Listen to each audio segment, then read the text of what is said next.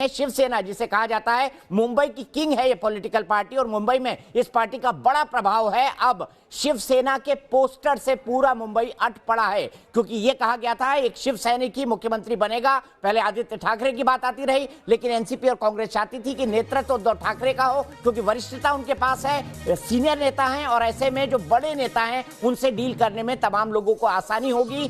कई दशकों से महाराष्ट्र की राजनीति के अंदर है, सभी लोगों को व्यक्तिगत तौर पर जानते हैं, और कोalition की सरकार चलाना कोई आसान काम नहीं होता। अब आप देख सकते हैं शिवाजी पार्क के आसपास पोस्टर लग चुके हैं। शिवाजी पार्क की अगर बात की जाए तो ये वो जगह है जो तीर्थ भूमि कही जाती है शिव सैनिकों के लिए, क्योंकि अंतिम यात्रा यहीं पर उसका समापन हुआ था बाला साहब ठाकरे की। उनका स्मारक भी यहीं पर बना हुआ है, और 18 नवंबर को जब बाला साहब ठाकरे की पुण्यतिथि थी तो उद्धव ठाकरे वहां पर पहुंचे थे, लेकिन भारतीय जनता पार्टी के नेता तनातनी के चलते वहां पर नहीं पहुंचे थे। पूरे शिव सैनिकों ने वहां पर गर्मजोशी के साथ, नम आंखों के साथ श्रद्धांजलि दी थी बाला साहब ठाकरे को। सुभाष, मैं आपसे जानना चाहता था कि क्या होगा अब शपथ ग्रहण में? आपको बॉलीवुड के कौन कौन दिखाई देंगे, आपको क्रिकेट जगत के कौन कौन दिखाए जाएंगे जो मातोश्री के बड़े रेगुलर रहे हैं? 20 साल के बाद महाराष्ट्र में शिवसेना का मुख्यमंत्री बनेगा तो शिव सैनिकों में काफी उत्साह है, और इसी को देखते हुए शिव सैनिकों ने पोस्टर्स लगाना शुरू कर दिए उद्धव ठाकरे इनके, और पूरा जो शिवाजी पार्क का एरिया है वो सजा हुआ है। और सुभाष, आपको पता है उद्धव ठाकरे मुख्यमंत्री बन रहे हैं, और शिवाजी पार्क वो बाला साहब ठाकरे से के साथ जो है अपने शुरुआती दिनों से आते रहेंगे। शिवाजी पार्क एक तरह से तीर्थ की तरह है। आप देखिए यहाँ पर पवार और कांग्रेस के भी पोस्टर लगे हुए दिखाई दे रहे हैं उद्धव ठाकरे के साथ, और आप ये कुछ तस्वीरें देख रहे हैं, एक वीवीआईपी कॉन्वॉय जा रहा है। लेकिन सुभाष, मैं आपसे समझने की कोशिश करूंगा, एक मूवी आई थी सरकार, उसके बाद सरकार 2 आई, फिर सरकार राज आई। आपको लगता है कि 20 साल बाद एक बार फिर से ठाकरे राज आ रहा है, और ये मुंबई के लिए, मराठी पॉलिटिक्स के लिए एक बहुत अलग संकेत है, और बदली हुई राजनीति का एक बहुत अलग संकेत है? ऐसे में महाराष्ट्र किस तरीके का देखने को मिलेगा? क्योंकि जहां पर लड़ने झगड़ने संघर्ष करने की बात आती थी तो सबसे पहले शिव सैनिकों का और फिर राज ठाकरे का नाम आता था।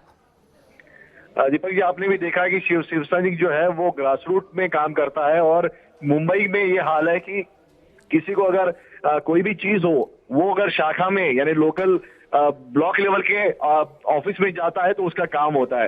तो ये शिव सैनिकों पे जो विश्वास है, ये विश्वास को एक अलग बताता है, और यही शिव सैनिक जो है वो एक तरह से तैयार हो रहे हैं उद्धव ठाकरे को जो मुख्यमंत्री कल होंगे उसकी तैयारी करने के लिए, उसका समारोह जो होगा उसमें जश्न मनाने के लिए। और ये पूरा जो मुंबई जो है वहां पर पोस्टर्स लग जाएंगे, अभी पता चला है, और मुंबई को पूरी तरह से ये तैयार किया जाएगा। दूसरी तरफ हर जगह पे महाराष्ट्र के बड़े शहरों में जश्न का माहौल है, पटाखे फोड़े जा रहे हैं, मिठाइयां बांटी जा रही है।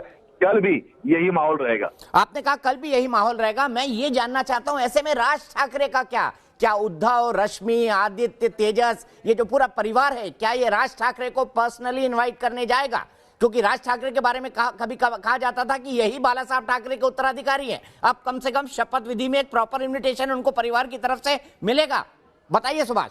देखिए, मुझे जो जानकारी मिली है उसके तहत उद्धव ठाकरे ने खुद राज ठाकरे को फोन करके आमंत्रित किया है, और उनको बोला है कि मैं अभी तुरंत कई काम है, इसके लिए मैं आपको मिलने नहीं आ रहा हूं, लेकिन आप कल आइए। और हमें जो जानकारी मिली उसके मुताबिक राज ठाकरे कल उद्धव ठाकरे के शपथ ग्रहण समारोह में शामिल होने जा रहे हैं। तो राज ठाकरे शामिल होने जा रहे हैं। सुभाष, आप हमारे साथ बने रहिए। विकास भी हमारे साथ कुछ नई जानकारी के साथ जुड़ गए हैं। विकास, शिवाजी पार्क में और किस किस तरह की तैयारियां हुई है? शिवसेना के लिए तो ये तीर्थ स्थल है, और शिवसेना के बारे में अगर कहा जाए तो पार्टी को छोटी से बड़ी बनते अगर मुंबई और देश ने देखा है तो सबसे पहला उसका विटनेस शिवाजी पार्क रहा है, क्योंकि दशहरा रैलियां तो यहीं होती रही हैं शिवसेना की। और आज इतना बड़ा ऐतिहासिक अवसर कि उस बड़े राज्य में, देश के आर्थिक कैपिटल में उद्धव मुख्यमंत्री बनने जा रहे हैं, एक शिव सैनिक मुख्यमंत्री बनने जा रहा है।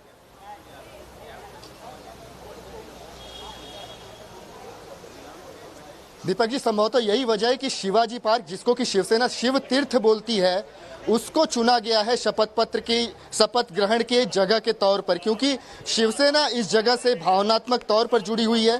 1966 में जब पार्टी की स्थापना हुई थी तो उसके बाद पहला संबोधन शिव सैनिकों को अगर बाला साहब ठाकरे ने किसी जगह से किया था तो वो यही ऐतिहासिक शिवाजी पार्क था। यहीं पर बाला साहब ठाकरे का स्मारक भी है और इसी वजह से इस जगह को मुकर्रर किया गया है कि इस पर शपथ विधि होगी। एक महत्वाकांक्षी योजना है शिवसेना की, एक बड़ा सा भव्य मंच लग रहा है और इस आयोजन को बड़े ही भव्य पैमाने पर करने की तैयारी जो है शिवसेना अब की बार कर रही है। लेकिन मेरे पास मंत्रिमंडल को लेकर कुछ नई जानकारियां आई हैं। दीपक जी आप कहें तो मैं बताना चाहूंगा, आपसे थोड़ी देर पहले प्रफुल्ल पटेल हमसे बात करके गए और उन्होंने ये कहा है जी, उन्होंने हमसे ये कहा है कि कल शपथ विधि तो होगी, मुख्यमंत्री के अलावा हर पार्टी से 1 या 2 मंत्री शपथ ले सकते हैं, लेकिन समूचे मंत्रिमंडल को लेकर अभी भी तस्वीर साफ नहीं हो पाई है। तीनों पार्टियों के बीच में आम सहमति नहीं बन पाई है।